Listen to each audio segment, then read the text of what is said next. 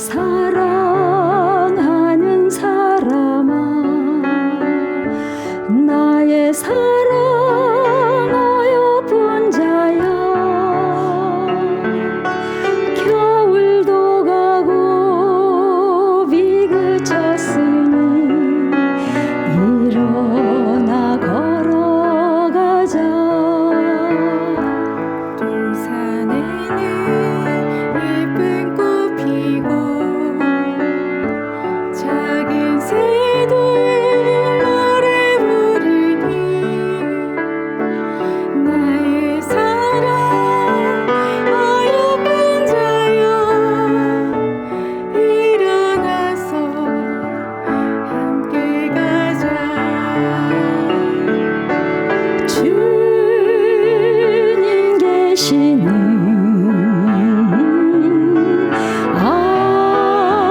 아름다운 곳,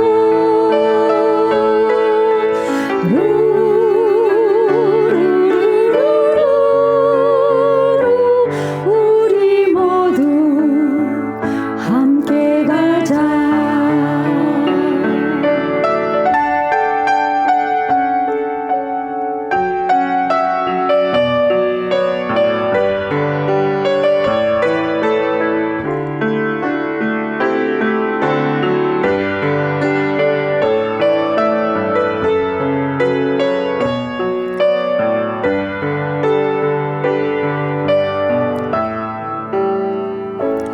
우리 모두 주님 안에서 사랑으로 맺은 형제니 고난이 오고 시험 닥쳐도 손잡고 함께 가자. 우리 주님 우리를 향해 서로 사랑하라셨으니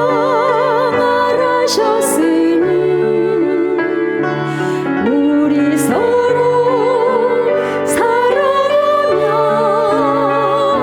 손을 잡고 함께 가자.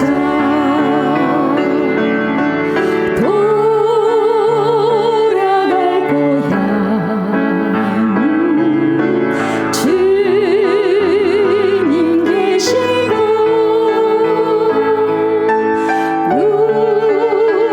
루루루루루 손을 잡고 함께 가자. 주님 계시는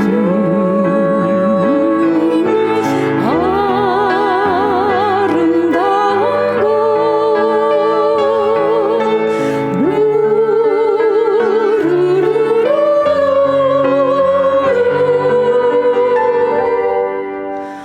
우리 모두 함께 가자. 우리 모두 함께 가자.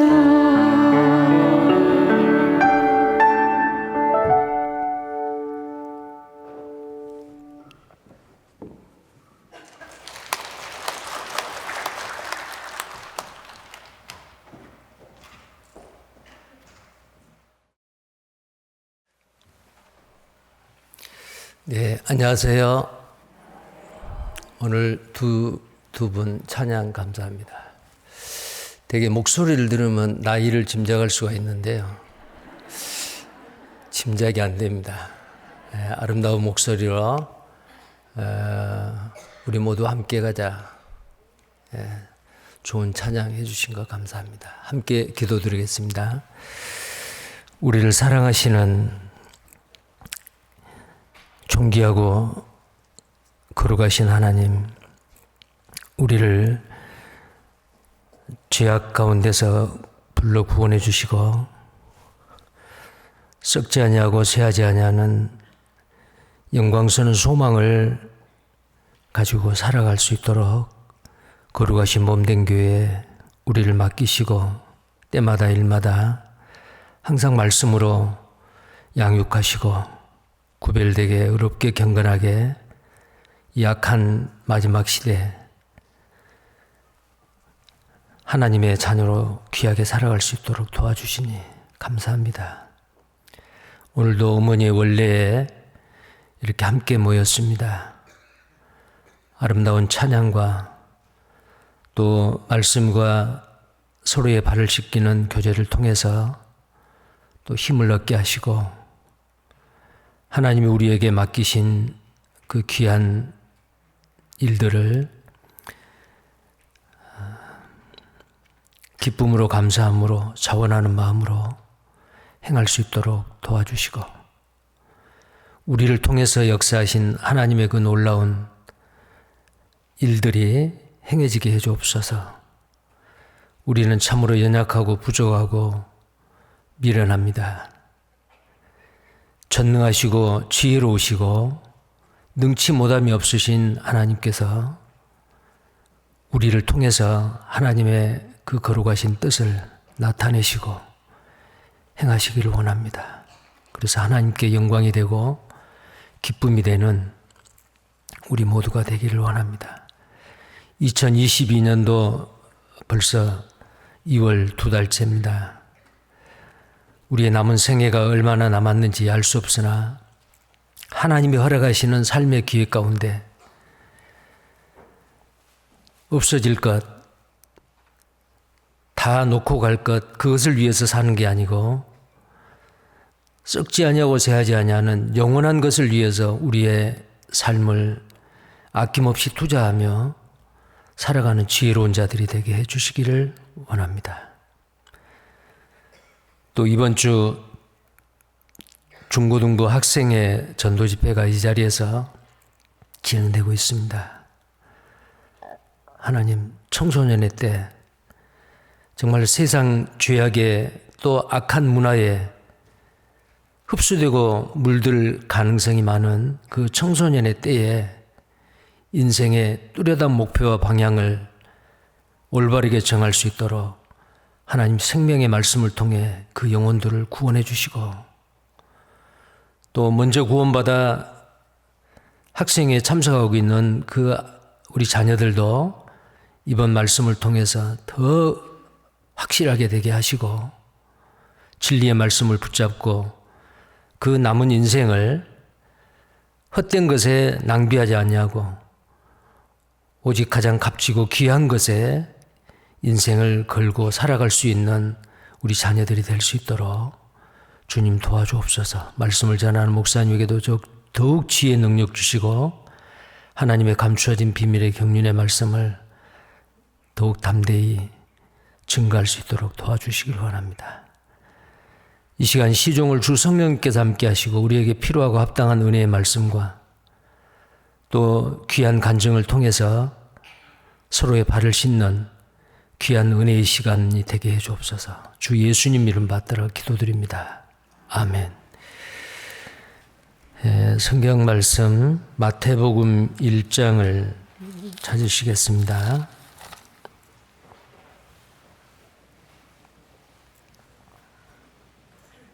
마태복음 1장입니다.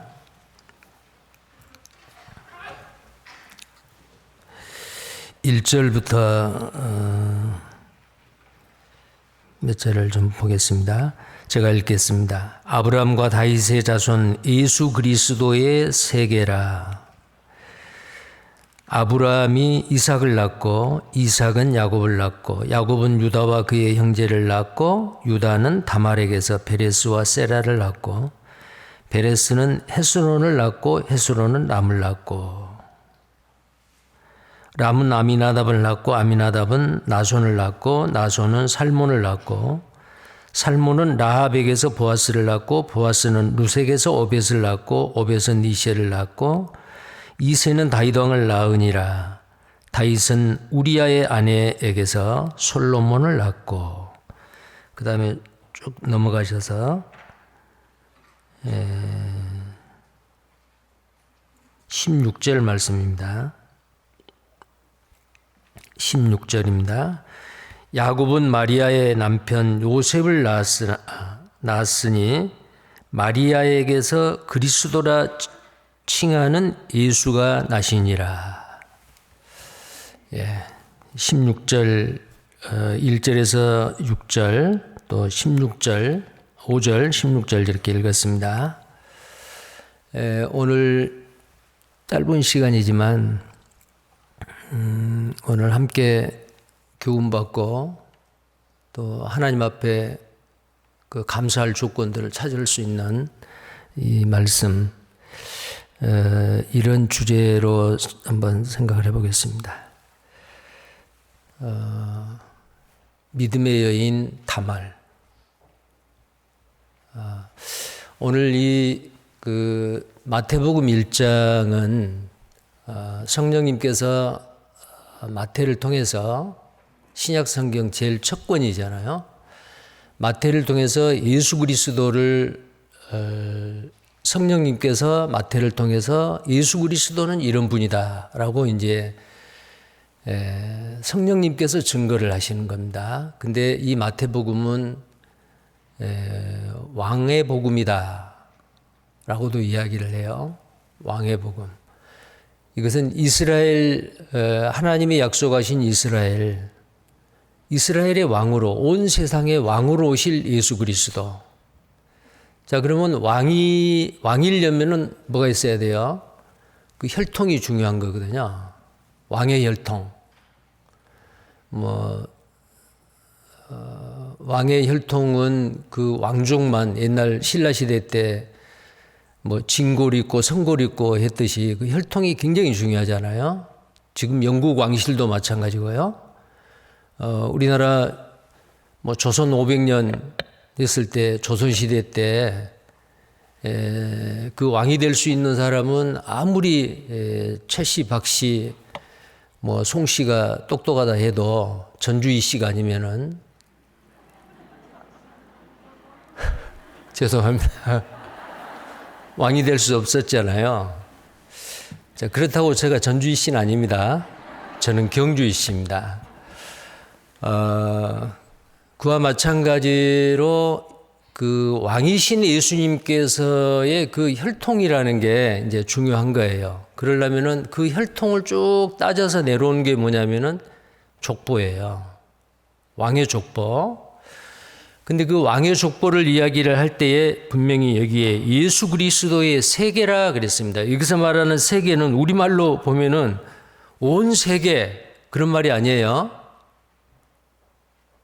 여기서 세계라 그 말은 계보다 뜻이에요. 계보가 뭐예요? 족보란 뜻이에요. 그럼 계보할 때 그 계자예요. 세계가 월드 전 세계가 아닙니다. 그러니까 여기에서 예수 그리스도의 계보, 예수 그리스도의 족보라 이제 그런 의미입니다. 자, 근데 놀랍게도 이 예수 그리스도 왕이신 예수 그리스도의 족보에 등장하는 사람이 42명이 나와요. 42명이 나오는데 그 42명의 족보에 나온 그 사람들 중에서 5명이 여자예요. 잘 아시죠? 이스라엘의 족보에는 우리가 봐도 그 창세기 5장과 10장에 보면 족보가 나오잖아요. 누가 누구를 낳고 누가 누구를 낳고 몇 살에 죽고 이런 내용이 나오는데 거기에 여자 이름이 안 나와요. 족보에는 이제 남자 중심으로 이렇게 되어 있는데 예수 그리스도의 족보에는 여자가 5사람이라 나오는 거예요. 자, 이것은 우리에게 무엇을 의미할까? 자, 예수 그리스도는 여자의 후손으로 이 땅에 오셔서 뱀의 머리를 상하게 할 것이다.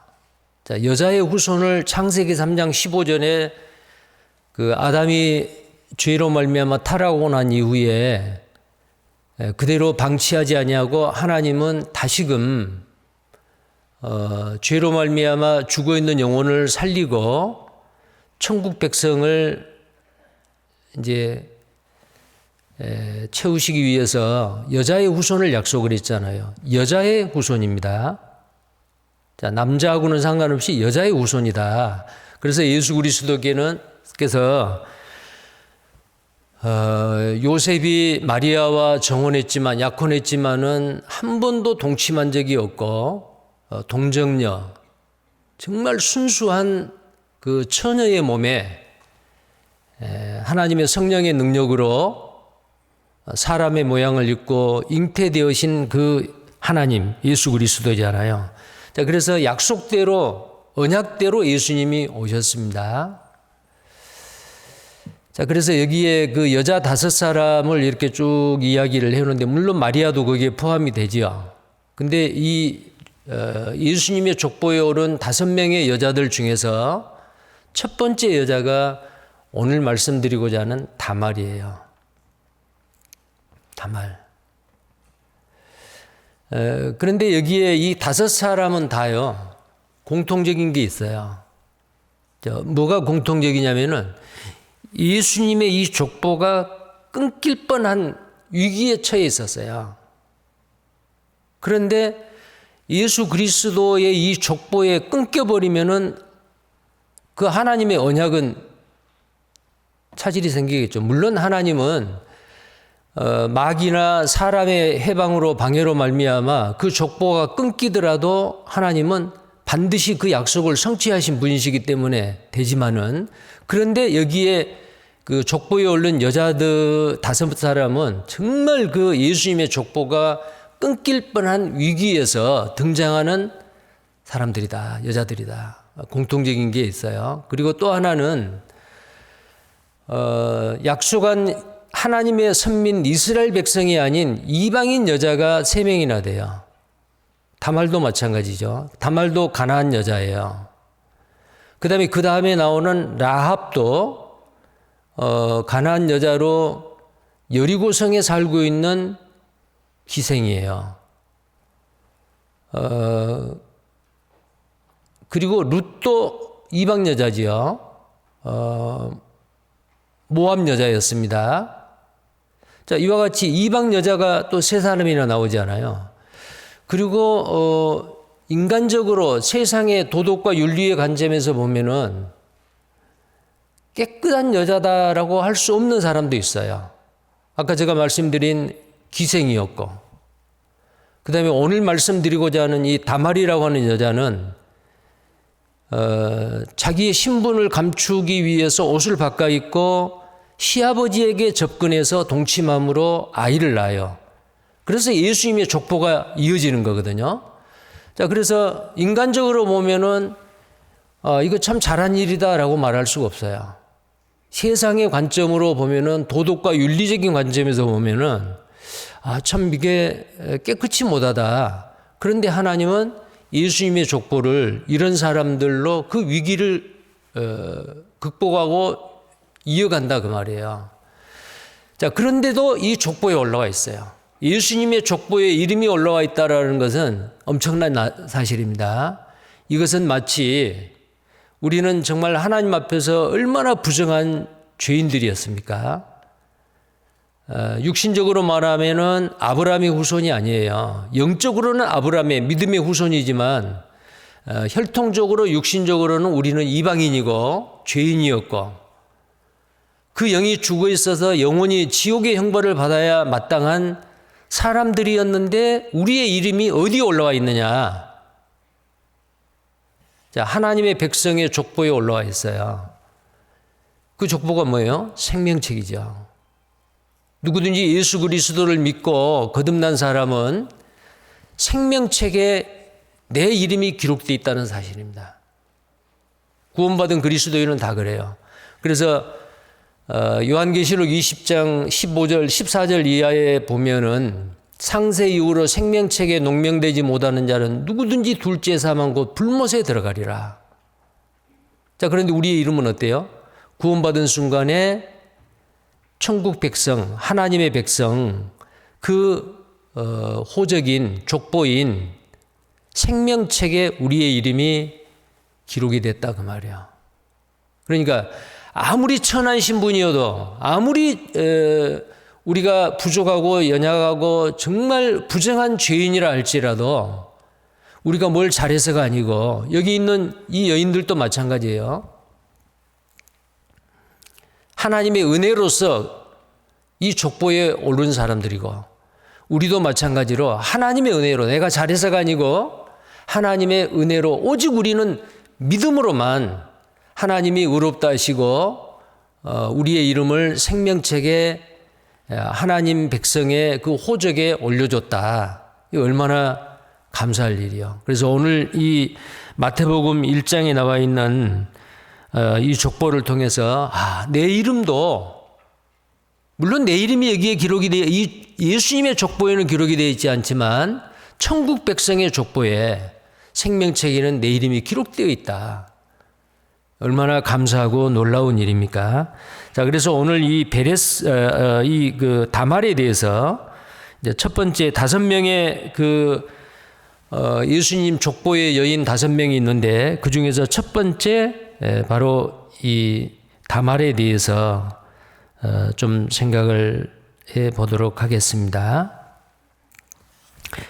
자, 그럼 이 다말에 대해서 다말이 어떤 사람이고 어떤 일을 했길래 이 족보에까지 예수님의 족보에까지 기재가 됐을까?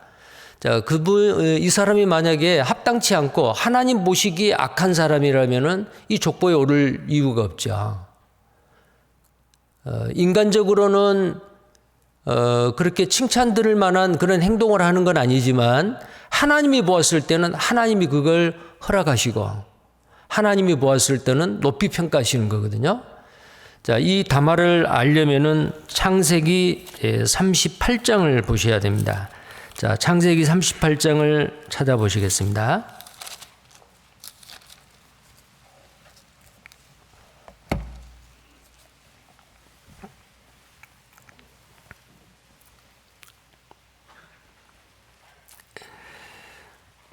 창세기 38장 6절을 먼저 보겠어요. 6절 유다가 장자 엘을 위하여 아내를 취하니 그 이름은 다말이더라. 유다의 장자 엘이 여호와 목전에 악함으로 여호와께서 그를 죽이신지라. 예.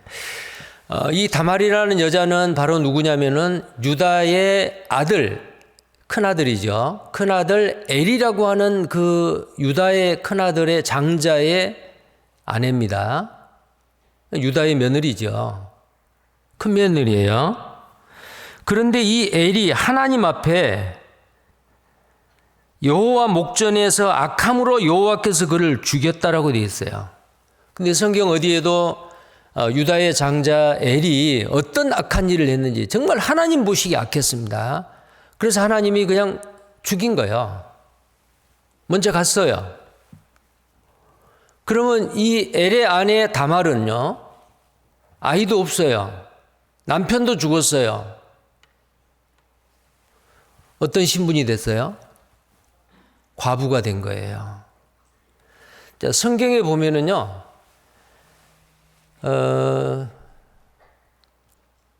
다른 사람의 동정과 도움을 받아야 될 제일 약한 사람이 누구냐면은 고아와 가부예요. 고아는 부모가 없어요.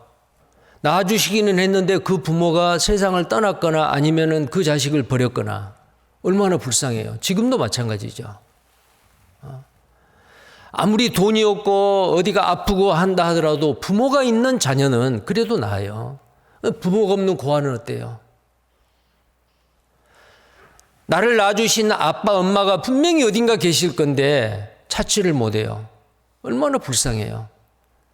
그래서 그때 당시 성경 기록된 이 성경 시대에는 가장 약자입니다. 그래서 이 약자를 하나님께서는, 사랑이 많으신 하나님께서는 이 고아를 잘 돌봐야 줘야 된다. 그리고 과부도 마찬가지야. 만약에 과부가 자녀가 있다면 괜찮아요. 왜냐하면 그 자녀가 자라는 모습을 보고 기쁨으로 소망을 두고 살아갈 수 있죠. 그리고 그 자녀가 나중에 장성하면은 혼자 된 그 엄마를 이렇게 케어할 수도 있고 그렇잖아요. 근데 과부 중에서도 남편도 없고 자식도 없고 최악의 상황에 처해 있는 사회적인 약자입니다. 자, 그런 사람들을 어떻게 해야 돼요? 그래서 하나님께서는 특별하게 성경에다가 고아와 과부를 잘 돌보라. 이것은 율법이지만은 지금도 마찬가지일 거예요. 정말 가장 약하고 도움을 받아야 될 사람이죠. 그래서 성경을 믿고 하나님을 섬기는 구약 시대의 성도나 신약 시대의 그리스도인들은 정말 하나님이 사랑이시듯이 우리는 이웃을 내 몸과 같이 사랑해야 되는데 그 중에서도 어떤 사람? 고아와 과부. 그래서 야고보서 예수님의 동생이 기록한 그 야고보서는요. 그 경건한 생활, 하나님을 믿고 섬긴다고 하는 사람은 정말 하나님을 두려워하고 경건하게 살아야 되는데 그 경건이 뭐냐? 고아와 과부를 돌보는 것이다. 자, 그렇게 성경이 말하고 있는데요. 여기 창세기 38장은 좀 더 볼 테니까요. 표를 해놓으시고 야고보서 1장을 한번 찾아보시겠어요? 야고보서 1장.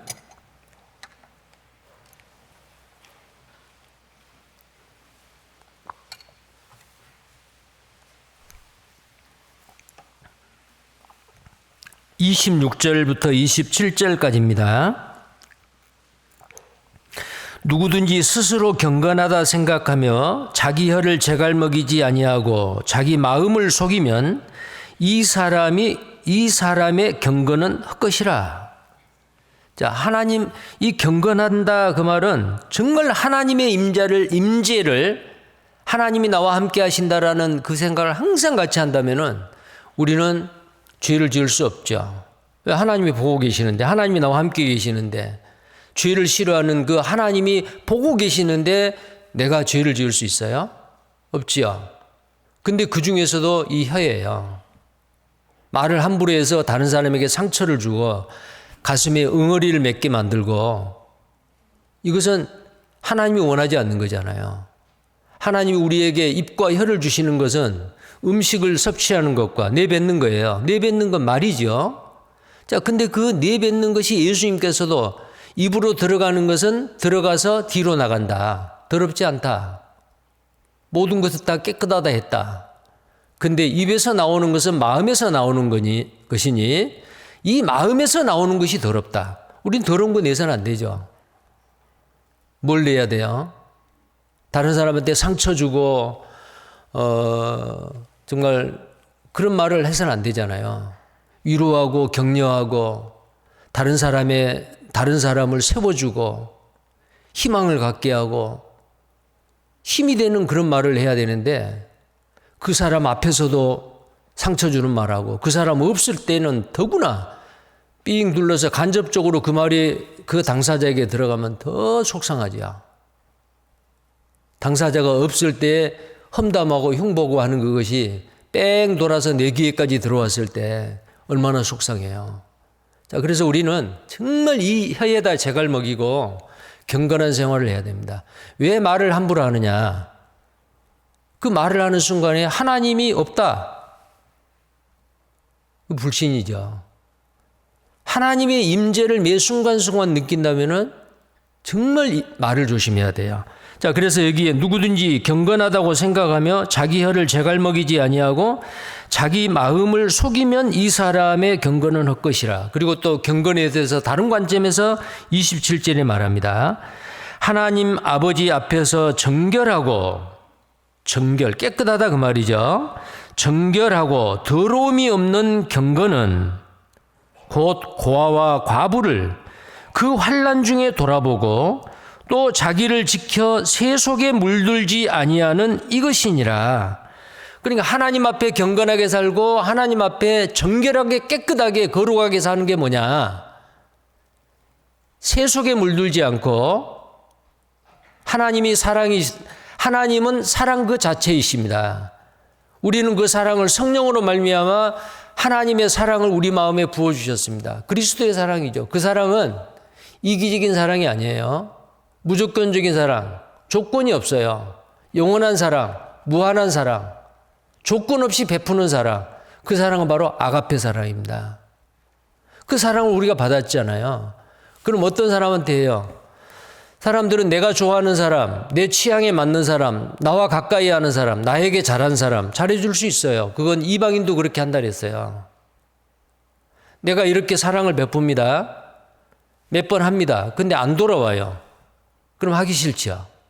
그래 안 해버려요. 그건 사랑이 아니에요. 그건 그리스도의 사랑, 하나님의 사랑이 아닙니다.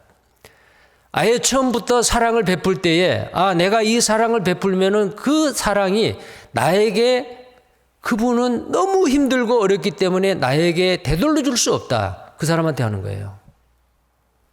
그게 조건 없는 사랑. 영원한 사랑, 무한한 사랑이잖아요. 그런데 내가 베풀었는데 돌아오지 못할 사람이 누구요? 사회적인 가장 약자인 고아와 과부입니다. 하나님은 정말 사랑의 하나님이세요. 이런 사람들을 돌보라. 그렇게 말한 거예요. 자, 왜 이 말씀을 드리냐면 이 다말이라는 사람이 한 행동에 대해서 우리는 이해를 해야 됩니다. 다말이라고 하는 이 여인은 남편이 죽었어요. 자식도 없어요. 사회적인 가장 약자예요. 자, 그러면 누구만 쳐다봐요? 당시에 어떤 법이 있었냐면 계대법이라는 법이 있었어요. 이 계대법은 바로 뭐냐면은 계대라고 하는 것은 대가 나의 어떤 여자가 결혼을 했는데 그 여자가 그 집안에 결혼을 했는데 그 여자가 아들을 낳고 딸을 낳고 자녀를 낳아서 대가 이어져야 되는데 그 여자가 그 집안에 결혼했는데 남편이 죽었어요. 자식이 없지요. 그러면 다말로 인해서 유다의 집안은 대가 끊겨요. 자, 이 대가 끊기는 것을 막기 위해서 이 족장시대에 모세로 말미암아 이 법이 성문법으로 제정이 되기 전에 이미 아마 이 족장들에게 하나님께서 이 법을 아마 명령하고 말씀하셨겠다라고 우리는 생각해 볼 수 있어요. 그래서 대가 끊기는 것을 막기 위해서 어떻게 했느냐. 만약에 형이 죽었어요. 대가 끊겼어요. 그러면 그 형 밑에 동생이 그 형수와 함께 결혼을 해가지고 대를 잇도록. 이게 바로 뭐냐면은 계대법입니다. 대를 잇는다. 우리나라에도 성경 그 초기 족장 시대에 있었던 이런 일들이 아마 전 세계로 이제 그 사람들이 번졌겠잖아요. 바벨탑 사건 때에. 아마 그래서 우리나라의 고구려 시대 때에도 삼국 시대 때에도 이 제도가 사회적인 풍습으로 있었어요. 그게 뭐냐면은 형사 취수 제도예요. 형이 죽으면 시동생이 형수를 아내로 맞아서 대를 이어주는 겁니다. 자, 이것을 계대법이라고 하는데요. 그 대를 계속해 준다라는 이 계대법입니다. 이것이 성경의 이 창세기 38장에 이제 이 내용이 이렇게 나와 있잖아요. 그래서 이 다말이라는 여자는 정말 아주 누군가의 도움을 받지 아니하고는 아무것도 할 수 없는, 경제 활동도 할 수 없고, 누군가와 결혼해 가지고 그 남편이 그 아내를 부양하고 또 자녀를 낳고 그러기 전에는 완전히 사회적인 최악의 상태입니다. 자, 그래서 이 유다는, 시아버지 유다는 작은 아들 오난을 이 큰며느리에게 주었어요. 남편으로 다말이 받았죠. 자, 그러면 이제 이 두 사람 사이에 아들을 낳으면은 그 대가 이어지는 거예요. 근데 이 오난이라는 둘째 아들도 악했어요. 왜 악했느냐? 하나님이 이 유다에게 명하신 대를 잇는 이 계대법의 하나님의 명령을 불순종한 거예요. 왜냐하면은 자기 형수 이 다말하고 자기하고 사이에 만약에 첫 아들이 나면은 그 아들은 자기 아들이 아니에요. 오난의 아들이 아니고 죽은 형님의 아들이 돼요. 그러면은 장손이지요. 자기 아버지 유다가 가지고 있는 재산의 많은 부분을 자기가 갖는 게 아니고 자기와 그 형수 사이에서 태어난 그 아이의 몫으로 가버려요. 근데 만약에 거기서 아기가 안 나온다, 나지 않는다, 그러면은 이 오난은 자기 형님이 죽었기 때문에 이 유다 집안의 뭐예요? 장자예요. 장자의 고난을 누릴 수가 있어요. 이렇게 머리로 계산한 겁니다. 그래서 자기 형수를 아내로 맞아서 잠을 자는데 동침을 하는데 밖에다가 설정을 해버려요. 정액을 그냥 바닥에다가 버리는 거예요. 자, 이것이 바로 하나님 보시기에 악했다. 여기에 이 오난도 하나님 보시기에 악했다라고 되어 있어요. 자, 성경 38장, 창세기 38장 다시 보겠어요. 9절 말씀입니다. 오난이 그 씨가 자기 것이 되지 않을 줄 알므로 형수에게 들어갔을 때에 형에게 아들을 얻게 아니하려고 땅에 설정하며, 자, 땅에다 설정했다. 다말의 몸에 설정한 게 아니고 밖에다가 설정했다 그 말이에요. 그 남자의 정액을 몸 밖으로 방출해 버렸다. 자, 그런데 이것이 하나님 보시기 악한 거예요. 10절입니다. 그 일이 여호와의 목전에 악함으로, 하나님의 목전에, 하나님의 눈앞에서 악함으로 여호와께서 굳어 죽이시니 그랬어요. 그래서 유다 집안에 큰아들 죽고 둘째 아들 죽었잖아요. 이제 셋째 아들 셀라가 있어요. 세 아들이 있는데 이 셋째 아들 셀라는 아직 결혼할 나이가 아니에요. 성인이 안 된 것 같아요. 이스라엘의 성인은 13세가 성인이거든요. 13세가 되면 성인식을 해요. 결혼하면 아이를 낳을 수 있는 이제 그런 나이가 되는 거예요. 근데 아마 13세가 안 됐던 것 같아요. 어렸습니다.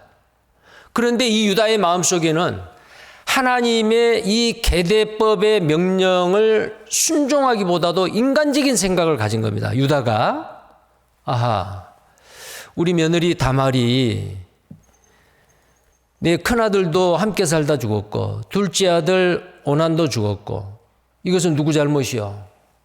전부 다 아들들 잘못이요. 며느리 잘못이 아니고 여자 잘못이 아니잖아요.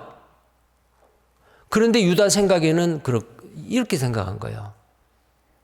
물론 성경에는 그런 기록 없습니다. 어쩌면은 우리나라 사람들, 이 세상 사람들 그렇게 생각하죠. 팔자가 세다. 그래서 남편을 둘이나 잡아먹었다.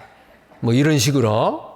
그래서 이 유다가 이 막내 아들 셀라도 만약에 이 며느리한테 남편으로 주면은 이제 아들 이제 하나 남았는데 이 아들까지도 만약에 죽게 된다면은 유다는 야곱의 12아들 중에서 완전히 대가 끊긴 하나님 앞에 망하는 집안이 돼버린다. 이런 생각을 한 거예요. 근데 하나님은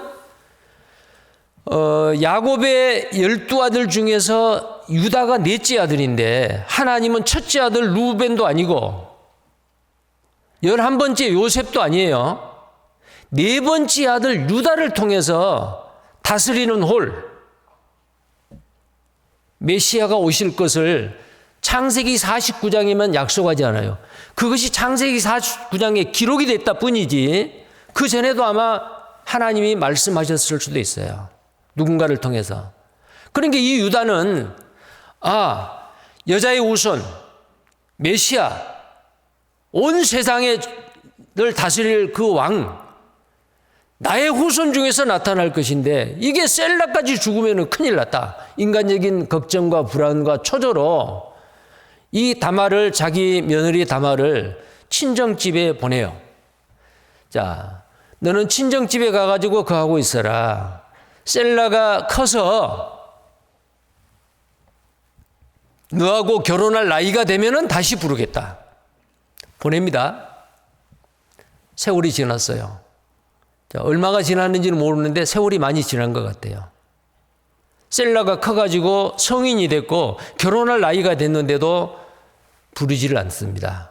아무리 기다려도 부르지를 않습니다. 유다의 마음은 어때요? 유다는 친정에 돌려보내고 이 상태로 계속하다가 이 셀라가 나중에 좋은 여자 만나서 결혼을 시켜야지. 이것은 뭐예요? 하나님의 말씀에 대한 불순종이죠. 하나님 앞에 잘못한 거예요. 그리고 이 다말이 친정집에서 생각을 해보니까 아하, 우리 시아버지가 내가 이 집안에 결혼해가지고 이 집안에서 대를 잇지 못한 여자로 있는데 나는 정말 그러면 안 되지. 이 집안에 복을 가져다 주는 사람이 돼야 되지. 내가 죽으면 죽으리라. 어떤 희생을 치르더라도 이 집안의 대를 내가 이어야지. 그러면은 첫 남편 죽고 둘째 남편 오난도 죽고 셋째 셀라는 아예 안 주려고 작정하고 있고 그러면 이제 그 다음 차례가 누구요? 유다의 집안의 이 계대법의 그 다음 차례는 시아버지 유다밖에 없어요. 이건 선택의 여지가 없는 거예요. 그래서 이 다말은 자기 시아버지가 양털을 깎기 위해서 딥나에 온다라는 소문을 들었어요.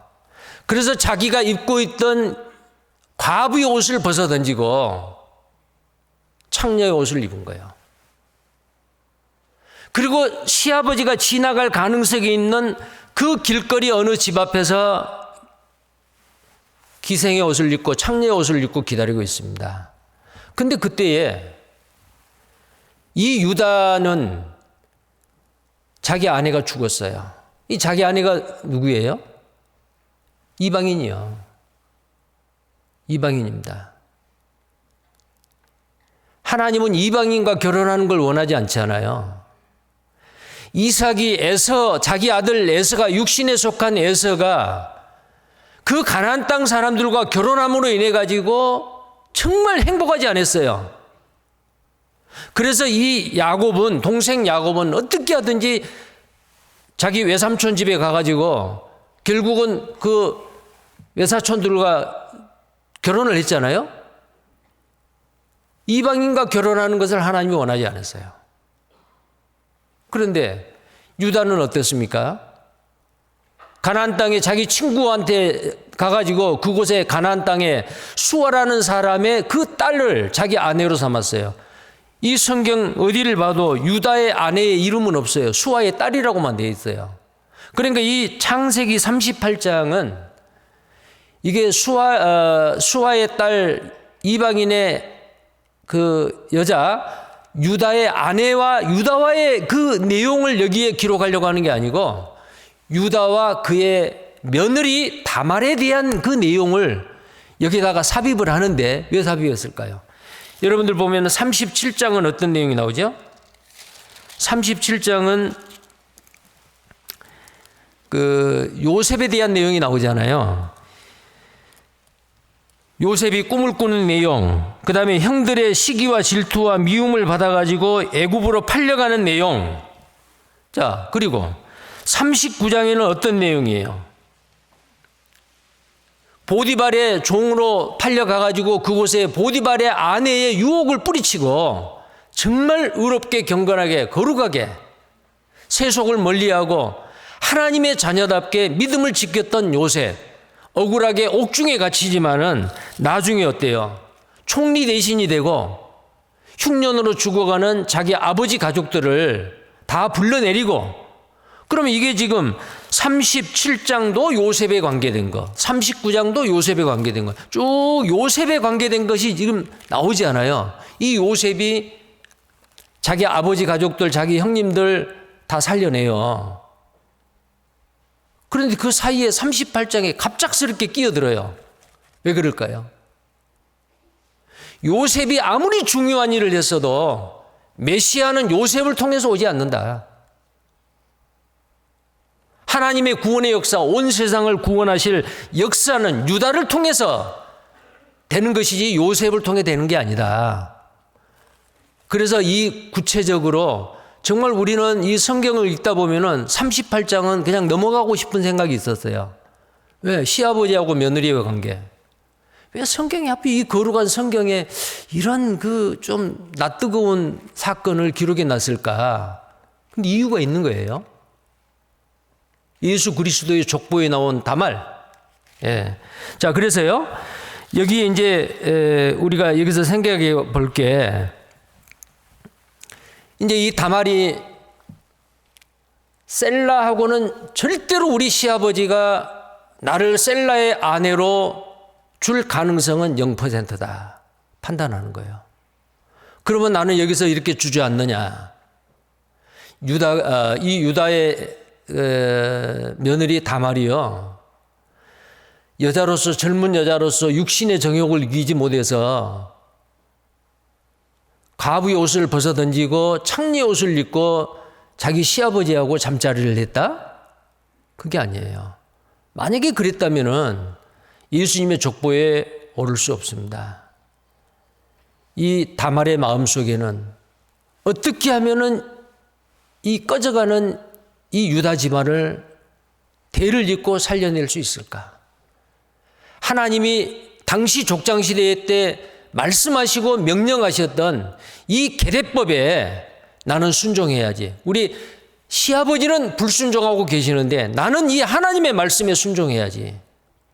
그런데 아주 위험한 일이야. 이게 잘못되면은 불에 타져 죽어. 아무리 과부여도요, 계례법에 의해서 그 순서에 따라서 그 남자하고 살지 아니하고 전혀 엉뚱한 집안 남자하고 만약에 음행한 일을 저지른다. 그래서 임신을 했다. 그럼 불이 타져 죽어요. 그런데 이 다말은 아무리 봐도 이해가 안 되잖아요. 시아버지하고. 근데 시아버지하고 동침해가지고 베레스와 세라를 낳았습니다. 그 베레스는 어때요? 나중에 다윗의 할아버지, 윗대 할아버지가 되잖아요. 그런데 3개월 후에 시아버지하고 동침할 때에 자기 아내 수아의 딸이 죽고 난 다음에 얼마 동안 시간이 지나니까 외로웠어요. 양털 깎는 딥나로 가는데 지나가니까 예쁜 옷을 입고 있는 창녀가 있는 거예요. 몸을 파는 여자가 있는 거예요. 내가 너에게 들어가겠다. 유흥비로 뭘 주실래요? 염소 새끼 한 마리 주겠다. 근데 지금은 없다. 자, 다말이 만약에요, 옷만 바꿔 입는 것이 아니고 목소리도 바꿨을 것 같아요.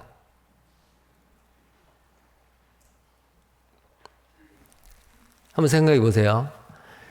여자가 분명히 자기 목소리를 내지 아니하고 좀 목에다 힘을 주고 매력적으로 여자의 목소리를 아마 더 애교를 부리면서 했을 거예요. 그러니까 이 유다도 목소리 들으면 이게 우리 며느리 목소리인데 알았을 거 아니에요. 목소리도 변조를 한 거예요. 그러면 염소 새끼 한 마리가 지금 없으면 그걸 주시는 약조물이 증거물로 뭘 주실래요? 뭘 줄까? 그러니까 당신이 가지고 있는 지팡, 도장과 끈과 지팡이, 이 세 가지를 주세요. 시아버지가 지팡이 가지고 다녔고 도장을 가지고 다녔고 끈을 가지고 다녔어요. 아마 끈은 이 손목 팔찌일 수도 있어요. 자, 그것은 이제 여러 성경학자들은 여러 가지로 이야기를 합니다. 도장은 바로 성령이다. 이 팔찌는 바로 언약이다. 지팡이는 바로 하나님의 말씀이다. 이렇게도 이야기를 하는데요. 그 세 가지를 주세요. 그래서 시아버지는 그 여자에게 자기 며느리인지도 모르고 이 세 가지 약조물을 줬습니다.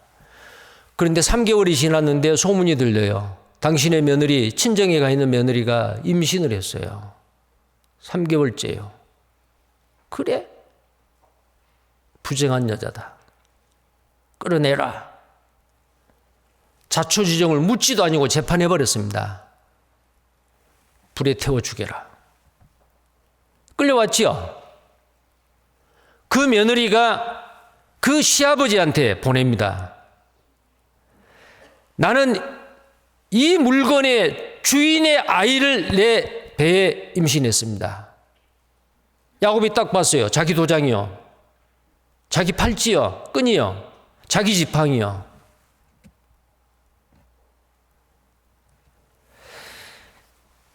자, 불에 타서 죽을 뻔했던 이 다말이 어떻게 살아나냐면은 그 재판을 번복을 합니다. 그 시아버지가 이렇게 말을 해요. 24절을 보겠어요.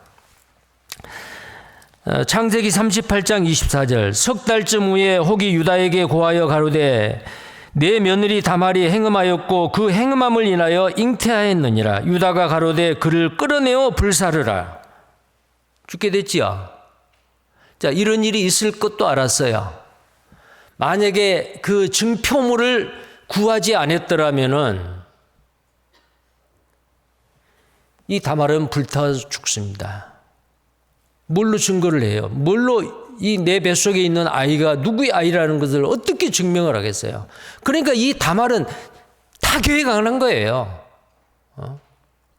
무료함을 달래기 위해서 한 남자하고 잠자리를 하는 그런 부장한 여자가 아니고 이 집안의 대를 이어야겠다라는 그 생각만 있었습니다. 25절입니다. 여인이 끌려 나갈 때에 보내어 시부에게 이르되 이 물건 임자로 말미암아 잉태하였나이다. 청컨대 보소서 이 도장과 그 끈과 지팡이가 네 것이니까 한지라. 유다가 그것들을 알아보고 가로되 그는 나보다 옳도다. 내가 그를 내 아들 셀라에게 주지 아니하였음이로다 하고 다시는 그를 가까이 하지 아니하였더라. 그래서 아들을 낳는데 베레스와 세라예요. 자, 여기에서 그는 나보다 낫도다. 그는 나보다 옳도다. 그는 나보다 옳도다. 이건 무슨 말이에요? 뭐가 옳아요? 자기 며느리 다말은 하나님의 말씀을 순종했고 자기는 하나님의 말씀을 순종하지 않냐고 인간적인 방법으로 해결하려고 했어요. 하나님의 불순종이죠. 죄는 뭐예요? 하나님의 말씀을 불순종하는 게 죄잖아요. 다말은 하나님의 말씀을 믿었습니다. 유다는 하나님의 말씀을 믿지 않았습니다. 자기 생각과 계획과 염려와 근심 걱정으로 고민했던 거예요. 자, 그러니까 하나님을 믿고 그 말씀에 순종하는 이 다말이 훨씬 어렵죠. 믿음이라는 게 뭐예요? 하나님의 말씀을 그대로 믿는 거잖아요. 하나님의 말씀을 믿는 거. 보이지 않는 하나님을 믿는 것은 하나님 말씀을 믿는 거예요. 근데 유다는 그렇지 않았습니다. 자, 여기 옳도다라고 하는 이것은요, 원어에도 이 옳도다라는 뜻이 의롭다라는 뜻이에요. 성경에 의롭다, 옳다라는 그것은 인간이 무슨 죄인이 선한 일을 해가지고 옳은 게 아니고 의로운 게 아니에요. 하나님의 말씀을 믿을 때 그 믿음을 하나님이 의로 여기시는 거거든요. 그래서 하나님이 이 유다의 입을 통해서 그는 나보다 옳도다, 의롭다. 자, 그래서 이 다말은 믿음의 여인이요. 그래서 예수님의 족보에 오른 거예요. 자, 그러면은 이 믿음을 믿고 하나님의 말씀을 순종하기 위해서는 뭐가 있어야 돼요? 죽으면 죽으리라요. 에세도 왕비가 죽으면 죽으리라 했듯이 자칫 잘못했으면 이 다말은 불타 죽을 뻔했죠. 자기 목숨을 걸고 이 집안을 살려내기 위해서, 이 집안만이 아니요, 하나님이 여자의 후손을 태어나게 하기 위해서 계획하신 그 하나님의 구원의 계획을, 그 계획 가운데 뛰어들어서 하나님과 함께 일하는 자가 된 거예요. 자, 우리도 마찬가지예요. 그래서 이 예수님의 족보에 오른 거잖아요. 그래서 성경 어디에도 이 다말에 대해서 나쁘게 이야기한 것이 없어요. 어떤 여자에 대해서, 믿음의 여자에 대해서 축복을 말할 때는 이 다말을 이야기를 해요. 자, 레위기서를 보겠어요. 룻기서를 보겠습니다. 룻기서. 좀만 더 보겠습니다. 룻기서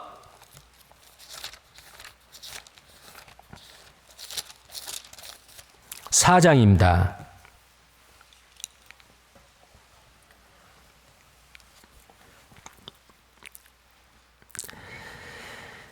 자, 룻기서 4장 11절입니다. 성문에 있는 모든 백성과 장로들이 가로되 우리가 증인이 되노니 여호와께서 내 집에 들어가는 여인으로 이스라엘 집을 세운 라헬 레아 두 사람과 같게 하시고 너로 에브라스에서 유력하고 베들레헴에서 유명케 하시기를 원하며 보아스에게 하는 말이에요. 지금 베들레헴에 있는 모든 백성과 장로들이 지금 축복의 말을 하는 겁니다.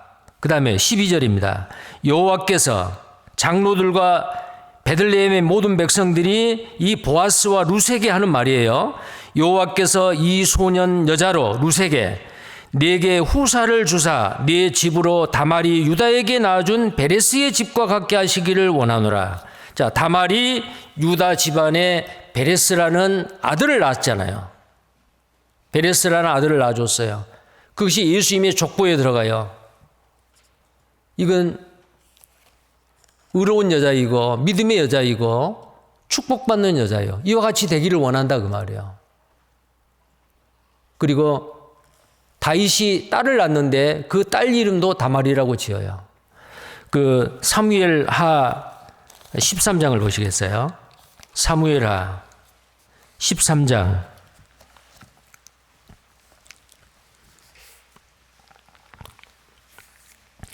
1절입니다. 그 후에 이 일이 있으니라. 다윗의 아들 압살롬에게 아름다운 누이가 있으니 이름은 다말이라. 다윗의 아들 암논이 저를 연애하나. 자, 압살롬의 누이가 누구냐면 다말이에요. 그럼 압살롬은 누구예요? 다윗의 아들이죠. 왕자예요. 그의 누이 다말은 누구예요? 다윗의 딸이에요. 공주지요. 그 이름 누가 지었을까요? 아버지인 왕이 지었겠죠. 다말. 예쁜 딸을 낳았는데 다말. 만약에 다말이 부정한 여자이고 믿음의 여자가 아니다. 그러면 다말이라는 이름 짓겠어요? 이스라엘의 신실한 하나님을 믿는 사람이 누가 자기 딸을 이세벨이라고 짓겠어요? 안 짓겠죠? 요즘 어때요? 요즘 만약에 딸을 낳으면은 순실이라고 짓겠어요?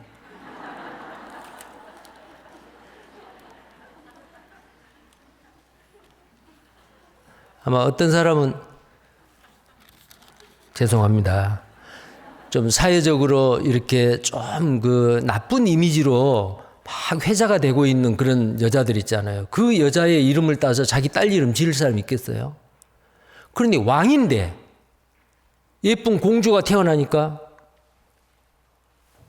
그냥 다말 그랬어요. 자기 딸뿐만이 아니에요.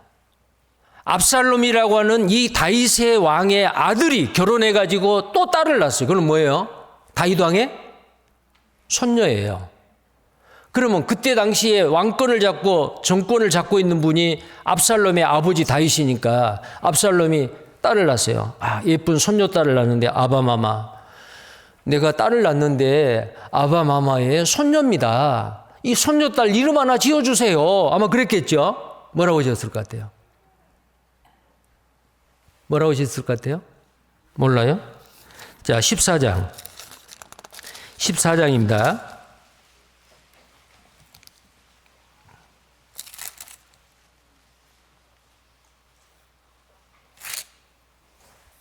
27절, 14장 27절입니다. 압살롬이 아들 셋과 딸 하나를 낳았는데 딸의 이름은 뭐요? 다말이라. 얼굴이 아름다운 여자더라. 자, 이 다말이라는 이 이름이 뭐가 그리 좋아서 이렇게 왕이 공주의 이름도 손녀딸의 이름도 이 다말이라고 지었을까? 그 후에도 이스라엘 백성들 중에서 이 여자 이름이 다말이 많대요. 자, 이것은 바로 믿음의 여인, 예수님의 족보에 올라와 있는 아주 명예로운 일입니다. 시아버지를 유혹해가지고 임신을 하는 부정한 여자가 아니다는 거예요. 믿음의 여자예요. 죽으면 죽으리라. 꺼져가는 이 가게를, 이 집안을 일으켜 세우는. 자, 우리도 마찬가지요. 그러면 이 다말이라는 뜻이 바로 뭐냐면 종려나무라는 뜻이에요. 종려나무, 종려가지, 세우다. 그 다음에 라는 뜻인데요. 이 종려나무는 이스라엘에 많이 있는 대추야자나무예요. 그 대추 야자는요, 한 송이가 막 수백 개의 열매가 맺어요. 그래서 이 대추 야자, 이 종려나무는요, 아무리 땡땡 가물어도 땅 깊숙이 뿌리를 받고 아주 우뚝 솟은 그 나무거든요. 그래서 이 나무를 세우다라는 뜻만 있는 게 아니고 승리의 뜻이 있어요. 항상 이긴다, 승리한다. 그리고 다산이요. 많은 자녀를 낳는다. 그러니까 유대인들이 그 좋은 뜻을 가지고 있는 이 종려나무라는 다말이라는 이 이름을 여자에게 지은 거예요. 자, 우리에게는 어떤 교훈이 있을까요? 우리는 예수 그리스도 신랑을 기다리는 신부예요. 여기 나와 있는 이 5 여자와 같이 그 중에서 첫 번째 여자 다말과 같은 그런 마음의 자세로 신랑 되신 예수님을 기다리고 살아야 돼요. 어떻게 살까요? 다말. 많은 자녀를 출산하고 승리하는 여자. 자, 종려나무는 대추의 야자인데 많은 열매를 한꺼번에 맺습니다. 자녀가 없는 여자는 부끄러운 여자고 저주받는 여자로 구약 성경에 말하고 있습니다. 자, 그런데 남편과 아내를 통해서 자녀가 태어나요. 생리적인 자녀가 출생하지요. 육신적인. 하나님은 그것만 원하는 게 아니에요. 생육하고 번성하라. 땅에 충만하라. 생육하고 번성해야 돼. 근데 생육을 못 해요. 그 생육은 아들, 딸은 많은데 아들, 딸 중에서 구원받는 사람이 하나도 없다. 하나님 그거 원하지 않아요. 창세기 1장 28절에 생육하고 번성하라는 그 생육은 바로 뭐예요? 이 땅에 살고 있는 많은 사람들 가운데서 천국에서 살 수 있는 하나님의 백성이 나를 통해서, 우리를 통해서 태어나야 돼요. 머지않아 신랑 된 예수님이 오십니다. 육신적으로 과부 고아가 불쌍한 게 아니에요. 주님이 오신 날 신랑 되신 예수님 앞에서 영적으로 자녀가 없는 과부다. 왜요? 나를 통해서는 하나님의 자녀, 하나님의 백성이 나를 통해서는 태어난 적이 없다. 누군가가 나를 통해서 전도해가지고 내가 태어났는데 나를 통해서는 누구도 전도된 적이 없다. 그럼 하나님 앞에 부끄럽잖아요. 다말이라고 하는 그 이름은 정말 명예로운 이름입니다. 많은 자녀를 출생케 하는 다산을 상징하고 승리를 상징하는 그 이름의 뜻이거든요. 그리고 그는 어떻게 해서 2 아들을 얻었어요? 죽으면 죽으리라. 불이 타서 죽을 뻔했잖아요. 그런데도 하나님이 정해놓으신 말씀대로, 하나님이 정해놓은 법대로 셀라가 자기 남편이 될 수 없다라는 것을 인지하고 그 다음 차례는 시아버지밖에 없다. 그래서 시아버지에게 접근해서 2 아들을 낳은 이 다말이라고 하는 여자, 용기 있는 사람 아니에요? 믿음의 여인입니다. 그래서 예수님의 족보에까지 이름이 올라와 있습니다. 다말은 부정한 여자, 부끄러운 여자가 아닙니다. 믿음의 여인입니다. 자, 우리도 마찬가지로 그런 마음으로 이 땅에 사는 동안 많은 자녀를, 영적인 자녀를 탄생시키고 함께 연합해서 이 다말은 자기 2 남편과는 연합이 안 됐어요. 악했어요. 죽여버렸어요. 누구와 연합한 거예요? 시아버지와 연합한 거예요. 그래서 자녀가 태어났죠. 내 남편 아직 구원받지 못했어요. 내 남편도 아직 전도 못하는데 내가 누구한테 전도해요? 잘못된 생각이요. 내 남편하고 연합이 안 되면은 구역의 형제 자매님, 신실하게 살고 있는 다른 형제 자매님과 함께 연합해서 기도하고 함께 복음을 전하는데 힘을 합해서 새로운 천국 백성이 태어나도록 아이를 낳는 일에 함께 연합해야 됩니다. 자, 그것이 바로 오늘 이 족보에 나와 있는 다말이 우리에게 주는 교훈이다라는 생각이 듭니다. 예, 마치겠습니다.